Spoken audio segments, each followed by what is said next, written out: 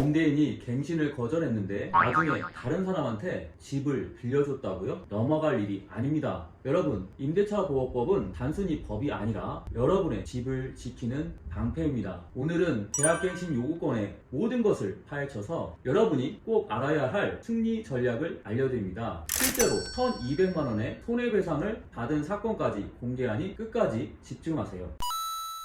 안녕하세요. 법률사무소 정금의 부동산 전문 변호사 박순배 변호사입니다. 오늘은 많은 분들이 헷갈려 하시는 계약갱신 요구권과 갱신 거절 사유 그리고 거절 이후 발생할 수 있는 손해배상 청구까지 완벽하게 설명해 드리겠습니다. 계약갱신 요구권 아시나요? 이 권리는 2020년 7월 31일 도입되어 임차인의 안정적인 거주를 보장하기 위해 만들어졌습니다. 임차인은 계약 만기 6개월 전부터 2개월 전 사이에 갱신을 요구할 수 있습니다. 만약 임대인이 이를 거절하지 않으면 계약은 자동으로 묵시적으로 갱신됩니다. 예를 들어 임차인이 2년 더 살겠습니다 문자를 보냈다면 이것만으로도 갱신 요구가 성립됩니다. 그렇다면 임대인이 갱신 요구를 거절할 수 있는 조건은 무엇일까요? 임대인은 정당한 사유가 있어야 갱신을 거절할 수 있습니다. 대표적인 사례는 다음과 같습니다. 첫 번째, 임대인이 직접 거주할 예정인 경우. 두 번째, 갑작스런 해외 발령이나 건강상의 이유. 세 번째,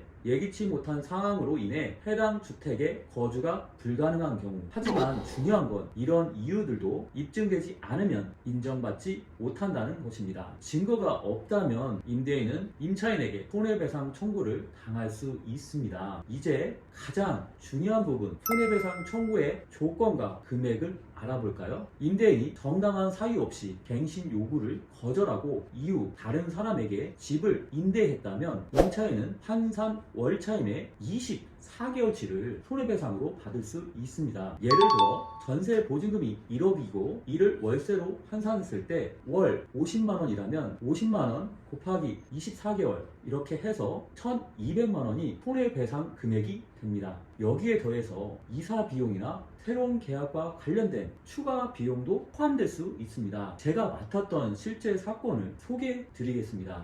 임대인은 갱신 거절 당시 직접 거주할 예정이라고 주장했지만 실제로는 임대인의 동생 부부가 1년 2개월간 거주한 뒤 이사를 갔고 이후 제3자에게 집을 임대한 사건이 있었습니다. 임차인은 주민센터 전입세대 열람 확인서를 통해 제3자가 거주 중임을 확인한 후에 소송을 제기했고 결국 법원은 임차인의 손해배상 청구를 인정했습니다. 이 사건이 보여주는 핵심은 증거가 가장 중요하다는 것입니다. 이제 임대인과 임차인이 꼭 알아야 할 팁을 정리해 드리겠습니다. 첫 번째는 임대인 갱신 거절 사유를 문서, 이메일, 문자 등으로 철저히 기록하세요. 증거가 없으면 불리해 줄 수 있습니다. 두 번째, 임차인 갱신 거절이 의심스럽다면 전입세대 열람 확인서를 발급받아 실제 거주 상태를 확인하세요. 마지막으로 오늘 내용을 요약하겠습니다. 계약갱신 요구권은 임차인의 강력한 권리입니다. 두 번째, 임대인은 반드시 정당한 사유가 있어야 갱신을 거절할 수 있습니다. 정당한 사유 없이 거절하면 손해배상을 받을 수 있습니다. 이 내용이 도움이 되셨다면 구독과 좋아요, 알림 설정을 눌러주세요. 법률사무소 정금의 박순배 변호사였습니다. 감사합니다.